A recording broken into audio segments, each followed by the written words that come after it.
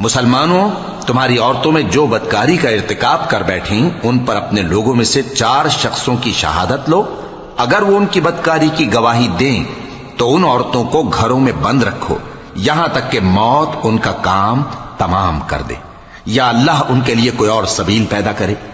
اور جو 2 مرد تم میں سے بدکاری کریں تو ان کو ایذا دو، پھر اگر وہ توبہ کر لیں اور نیکوکار ہو جائیں تو ان کا پیچھا چھوڑ دو۔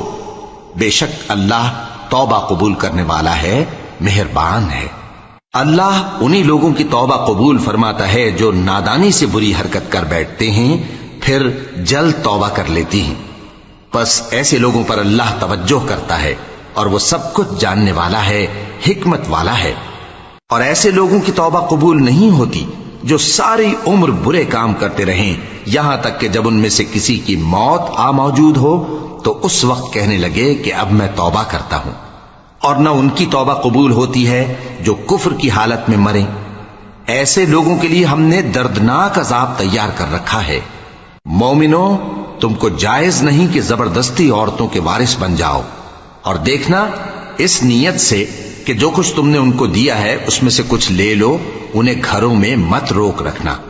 ہاں، اگر وہ کھلے طور پر بدکاری کی مرتکب ہوں تو اور بات ہے، اور ان کے ساتھ اچھی طرح سے رہو سہو۔ پھر اگر وہ تم کو ناپسند ہوں تو عجب نہیں کہ تم کسی چیز کو ناپسند کرو، اور اللہ اس میں بہت سی بھلائی پیدا کر دے۔